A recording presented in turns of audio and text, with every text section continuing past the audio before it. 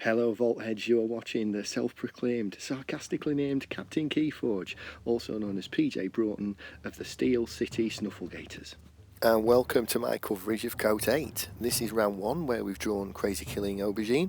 I'm playing against KidMan. The links to the decks are in the description, so there's your opportunity to pause if you'd like a look. That is my option to keep to begin with, and with the pile of skulls, which is a bit of amber control that can just sit there in play, and also the Ragnar, the artifact that will do a bit of damage, I decided to keep that. Got a little bit of artifact control, a little bit of creature control potentially in hand to get down early. So yeah, that's why I decided to keep that. And there we go. I've put down the Ragwarg, and then pass the turn. Also got a decent untamed hand to follow up with. My opponent's gone into untamed and he's gone Niffleate, Regrowth, Nocturnal Maneuver. So I got rid of a few cards there. I mean, shame to play Regrowth and get nothing from it, but you know, it happens. Obviously I'm going to be looking at doing the same thing. So I've played Harmonia, played down Regrowth, just for Amber, play down Curiosity, that's not going to destroy any scientists, but again get the Amber, play down the Camouflage, that'll make Harmonia a little bit harder to hit, then play down the Fittest, that'll make Harmonia a bit stronger, pass the turn, and yeah, 5 Amber by the end of turn 2 is not bad. My opponent's gone into Shadows and gone Shadow Self, Nerve Blast, Finishing Blow, and put down Skeleton Key. So yeah, it got me down from 5 to 3. Also got themselves up to 5 there. So yeah, quite a fast-paced game so far as well in terms of how quickly the creatures are going down. So I've gone for Regrowth, put down Harmonia, gain an Amber off that, put down the Kangafant 2, which will make Reaping a little bit harder. I mean, to be fair, my opponent's got Shadows and Untamed, so they might not be looking at that too much, but let's see what we get. They've fought with the Niffleape into Kangafant, played Cooperative Hunting, and let's see what they're going to destroy with that. Taking out Kangafant. Got themselves up to 7 and on check. If I had some ready Brobnar creatures with Barn Raising, and the fact that the pile of skulls kind of comes down ready because it's passive, we'd have something there, but equally as well, I can do something with this. It's just a shame that really that I'm just stalling and not actually making them lose something. So yeah, I'm looking at the disc here. So played down the Spider, played down Festering Touch. That's going to put a bit of damage into Shadow Self. It's unfortunately not going to destroy it. And then play the Evil Eye just to stall them out for a turn, put myself in check, pass the turn back to them. So they're not forging, but only really because of the Evil Eye. They've played Sanctum, Blinding Light, Radiant Truth, then Protectrix, pass it back to me, forging the first key there. Again, they are going to be forging because I haven't really got a way to stop them. Yeah, again, we've got the action and the 2 Brobnar artifacts, but no Brobnar creatures to actually do anything there with. So I'm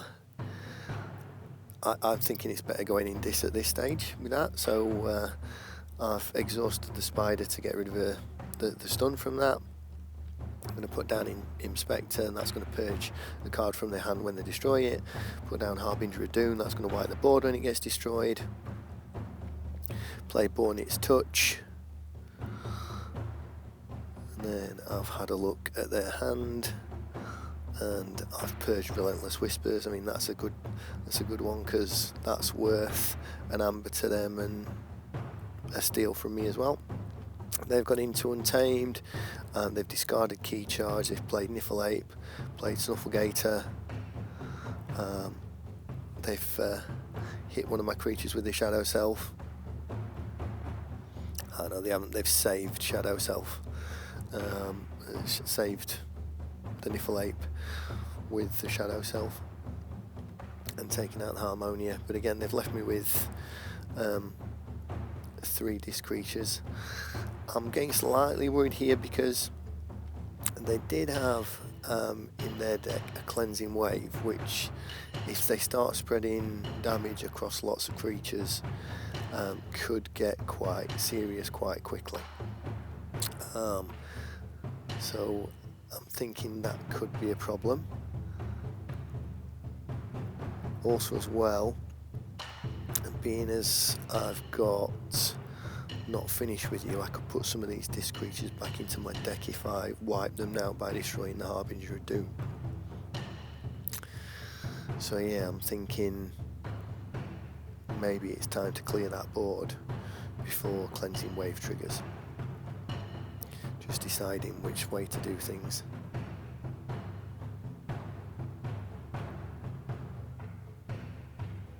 So I've read with the Harbinger of Doom.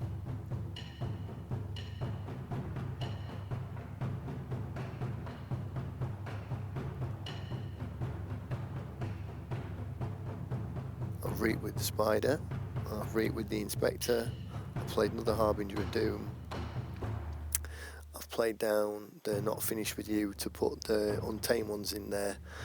But yeah, again with the Ragnar, I just wanted a bit more value out my creatures maybe.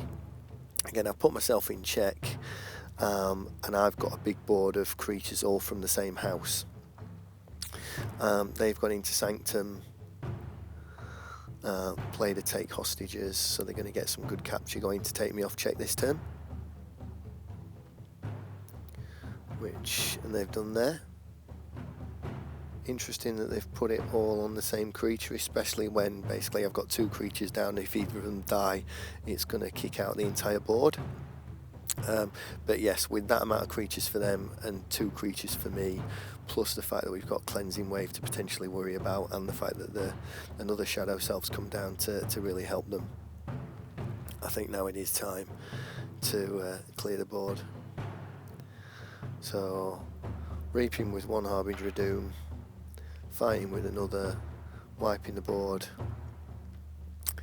and then passing the turn. Now unfortunately they're going to get their second key, but I'm in a decent check of 8. They may struggle to stop me. They've gone into Shadows. They played Poison Wave just for amber bonus, played Bad Penny, played Dust Runner, played Subtle Maul, used Skeleton Key to capture one, but I still get to forge the key. I'm going into the Brobnar because it's all mounting up in my hand, and if I don't start to get rid of it, I'm not going to get any value out of it. So while they didn't get that much of a turn, and I'm thinking they may struggle to get to check on the next turn, I think I'll go for the Brobnar and see if we can just get those cards out, fill the hand a little bit more with a bit more stuff that's useful. I mean, again, we have got 3 Untamed there, so they've gone into Untamed and played Vigor, played Niffleape, passed the turn. So yeah, it wasn't a bad shout going for the low count Brobnar turn there. Fogbank is quite good if I want to protect the Harmonia, so I've gone into Untamed to play Harmonia and Tantadlin and Fogbank. So now they shouldn't be able to take off Harmonia really, unless it's with destroyed effects. But equally, I haven't got much amber control really now, and they could get to check. So let's see if they can get to check or not, and what I can do about it. So they've returned, they've reeked with bad penny, which is returned bad penny to the hand, played bad penny again, put down pawn sacrifice, and then got rid of the harmonia and discarded bad penny, and then subtle mauled Grand Nine Toes from my hand. Now, I misplay here. I'm thinking that Skeleton Key's font of the eye and that it doesn't capture if you haven't got an enemy creature to destroy. So I discard Subtle Maul. I destroy Subtle Maul with a Poltergeist, use and destroy it, when really what I should do is play the Untamed and then play Not Finished With You, put back possibly these creatures because there's a lot of them, and then I should play Poltergeist and Skeleton Key, and then that would keep me in the game and possibly win it for me because I'm also in check. So that's a misplay there, which is a shame, and it's cost me the game, but it didn't cost my team the game because as a team we actually went 3-0. So I lost 3-2. The blue player lost 3-2 because I'm the red player this round, and the captain lost as well to a Loot the Bodies, unfortunately. Loot the Bodies Coward's End combination. So yeah, we went in that game 3-0.